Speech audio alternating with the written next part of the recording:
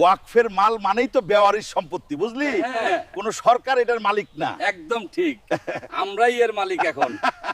আপনি কি জানেন যে বাংলাদেশে এমন হাজার হাজার একর জমি রয়েছে যার মালিক কোনো মানুষ নয়, যার মালিক স্বয়ং আল্লাহ তাআলা। হ্যাঁ, আমি অক্ষ সম্পত্তির কথা বলছি। অনেকেই মনে করেন যে অক্ষ সম্পত্তি মানেই সরকারি মাল, তাই ইচ্ছামতো দখল করা যায়। কিন্তু সাবধান, 1962 সালের অক্ষ অধ্যাদেশ এবং 2013 সালের নতুন অক্ষ আইন অনুযায়ী যদি কেউ অন্যায়ভাবে বা অবৈধভাবে কোনো একটি অক্ষ সম্পত্তি হস্তান্তর করে বা দখল করে, তবে সেক্ষেত্রে তার জীবনে নেমে আসতে পারে একটি কঠোর শাস্তি। আজকে আমরা জানবো যে বাংলাদেশে অক্ষ আইন আসলে কি, অক্ষ আল আওলাদ করে কিভাবে নিজের সম্পত্তি রক্ষা করবেন, অক্ষ সম্পত্তি নিয়ে বিরোধ হলে কোথায় যাবেন। ভিডিওটি শেষ পর্যন্ত দেখুন, ভালো লাগলে বন্ধু বান্ধবের সাথে শেয়ার করুন। আসসালামু আলাইকুম, আমি Mohammad Sanul Islam Prince, advocate, Bangladesh supreme court. তো চলুন আজকের ভিডিওটি শুরু করি।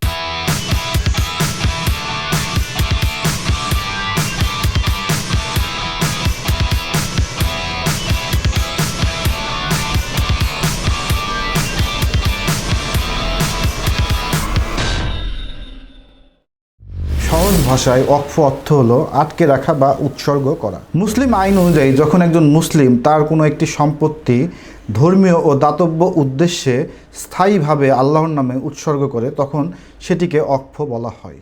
একবার অক্ষ হয়ে গেলে সেই সম্পত্তি আর ওই মালিকের থাকে না, বা ওই সম্পত্তিটি ওই মালিক আর দাবি করতে পারে না। একবার অক্ষ হয়ে গেলে সেই সম্পত্তির মালিক হয়ে যান মহান আল্লাহ তাআলা। বাংলাদেশে অক্ষ কার্যক্রম পরিচালিত হয় 1962 সালের দ্য অক্ষ অধ্যাদেশ অনুযায়ী। পরবর্তীতে 2013 সালে অক্ষ সম্পত্তি হস্তান্তর ও উন্নয়নের জন্য নতুন একটি আইন প্রণয়ন করা হয়।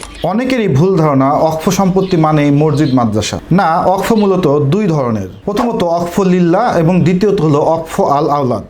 প্রথমত অক্ষ লিল্লাহ, এটি হলো পুরোপুরি জনকল্যাণমূলক, যেমন মসজিদ, ঈদগাহ, কবরস্থান বা এতিমখানার জন্য দান করা জমি। অক্ষ লিল্লাহ থেকে দাতার কোনো ব্যক্তিগত লাভ থাকে না। দ্বিতীয় হচ্ছে অক্ষ আল আওলাদ। এটি খুবই ইন্টারেস্টিং এবং অনেকেরই অজানা। আপনি চাইলেই আপনার সম্পত্তি এমনভাবে অক্ষ করতে পারেন যার আয় বা সুবিধা প্রথমে আপনার পরিবারের সদস্যরা ভোগ করবে, তাদের অবর্তমানে গরিব দুঃখীদের জন্য ব্যয় হবে। অর্থাৎ অক্ষ আল আওলাদ হচ্ছে পরিবারের সদস্যদের জন্য করা অক্ষ।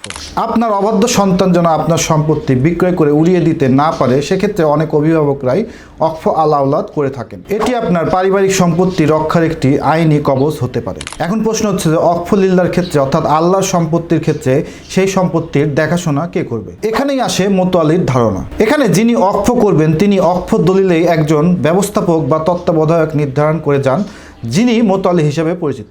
মনে রাখবেন, মোতালি কিন্তু মালিক নয়, শুধু ম্যানেজার, অর্থাৎ অক্ষ সম্পত্তির ব্যবস্থাপক। মনে রাখবেন যে মোতালির উপরেও একজন বিগ বস রয়েছেন, তিনি হলেন অক্ষ প্রশাসক বা অক্ষ অ্যাডমিনিস্ট্রেটর। বাংলাদেশ সরকারের ধর্ম মন্ত্রণালয়ের অধীনে এই অক্ষ প্রশাসকের কার্যালয় থাকে। কোনো মোতালে যদি দুর্নীতি করে বা ঠিকমতো কাজ না করে, অথবা তার উপরে অর্পিত দায়িত্ব সঠিকভাবে পালন না করে, সেক্ষেত্রে 1962 সালের অক্ষ অধ্যাদেশের 32 ধারা অনুযায়ী অক্ষ প্রশাসক বা অক্ষ অ্যাডমিনিস্ট্রেটর সেই মোতালিকে অপসারণ করতে পারে। এখন প্রশ্ন হচ্ছে যে আপনি অক্ষকৃত সম্পত্তি বিক্রয় করতে বা কিনতে পারবেন কিনা? সহজ উত্তর হচ্ছে না। 2013 সালের অক্ষ সম্পত্তি হস্তান্তর ও উন্নয়ন বিশেষ বিধান আইন অনুযায়ী অক্ষ প্রশাসকের অনুমতি ব্যতীত কোনো একটি অক্ষকৃত সম্পত্তি বিক্রি বা দান অথবা 5 বছরের বেশি ইজারা দেওয়া সম্পূর্ণ অবৈধ বা সম্পূর্ণ নিষেধ। অনেকেই কম দামে জমি পেয়ে দলিল যাচাই বাছাই না করেই জমি কিনে ফেলেন, পরে দেখেন সেটি অক্ষকৃত সম্পত্তি। তখন কিন্তু আপনার টাকাও যাবে, জমিও যাবে, কারণ অক্ষ সম্পত্তির কখনোই তামাদি হয় না। 100 বছর পরেও যদি প্রমাণিত হয় যে সম্পত্তিটি অক্ষকৃত সম্পত্তি, তবে সেটি উদ্ধার করা যাবে। এখন যদি দেখেন যে আপনার এলাকার কোনো একটি অক্ষকৃত সম্পত্তি কোনো একজন ব্যক্তি দখল করে খাচ্ছে, তবে আপনার করণীয় কী? সরাসরি দেওয়ানি আদালতে মামলা করার আগে আপনাকে অক্ষ প্রশাসক বরাবরে আবেদন করতে হবে। 1962 সালের অক্ষ অধ্যাদেশের ধারা 64 অনুযায়ী একজন অক্ষ প্রশাসক একটি অক্ষ সম্পত্তি হতে অবৈধ দখলদারকে উচ্ছেদের ক্ষমতা রাখেন। আর যদি আপনি একজন মোতালি হন এবং আপনার অক্ষকৃত সম্পত্তি যদি কেউ জোর করে দখল করে নেয়, সেক্ষেত্রে আপনি জেলা প্রশাসক বরাবরে আবেদন করতে পারেন আপনার অক্ষকৃত সম্পত্তির দখল পুনরুদ্ধারের জন্য। মনে রাখবেন যে অক্ষকৃত সম্পত্তি আত্মসাৎ করা দুনিয়াতে এবং আখিরাতে উভয় জায়গাতেই শাস্তিযোগ্য অপরাধ হিসাবে বিবেচিত হবে। তো চলুন আমরা এখন দেখি যে অক্ষ সম্পত্তি সংক্রান্ত বিভিন্ন ধরনের অপরাধ এবং সে সকল অপরাধের জন্য কী ধরনের শাস্তির বিধান রয়েছে। 2013 সালের অক্ষ সম্পত্তি হস্তান্তর ও উন্নয়নের বিশেষ বিধান আইনের ধারা 4 ও 5 অনুযায়ী যদি অক্ষ প্রশাসকের অনুমতি ব্যতীত কোনো একটি অপ্রকৃত সম্পত্তি হস্তান্তর বা দান বা ইজারা প্রদান করা হয়, সেক্ষেত্রে ওই ব্যক্তির ধারা 12 অনুযায়ী 1 বছর পর্যন্ত কারাদণ্ড হতে পারে অথবা অর্থদণ্ড হতে পারে, অথবা তিনি উভয় দণ্ডেও দণ্ডিত হতে পারেন। এরপর অক্ষ অধ্যাদেশের 59 ধারা অনুযায়ী যদি কোনো একজন মোতালি মিথ্যা তথ্য প্রদান করে অথবা অনিয়ম করে অথবা সঠিকভাবে হিসাব প্রদান না করে, সেক্ষেত্রে মোতালির 6 মাস পর্যন্ত কারাদণ্ড হতে পারে, 2000 টাকা পর্যন্ত জরিমানা হতে পারে, অথবা তিনি উভয় দণ্ডেও দণ্ডিত হতে পারেন, যেটি অক্ষ অধ্যাদেশের 59 ধারায় উল্লেখ রয়েছে। এছাড়াও মোতালি যদি এই ধরনের অপরাধ বারবার করে থাকেন, সেক্ষেত্রে তার সাজার পরিমাণ বৃদ্ধি পেতে পারে। এছাড়াও মোতালি বা অন্য কোনো ব্যক্তি যদি অপ্রকৃত সম্পত্তি আত্মসাৎ করে বা অপ্রকৃত সম্পত্তি হতে যে আয় হয় সেই আয়ের টাকা যদি আত্মসাৎ করে, সেক্ষেত্রে সেটি একটি ফৌজদারি অপরাধ হিসাবে গণ্য হবে।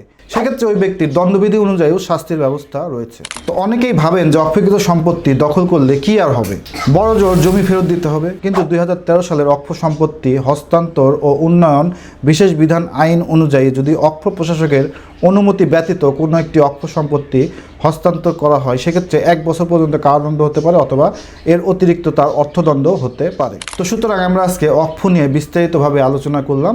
অক্ষ সম্পর্কিত আমার চ্যানেলে আরও একটি ভিডিও রয়েছে, আপনারা চাইলে ডেসক্রিপশন বক্স থেকে সেই ভিডিওটিও দেখে আসতে পারেন। ভিডিওটি শেষ পর্যন্ত দেখার জন্য ধন্যবাদ। আসসালামু আলাইকুম।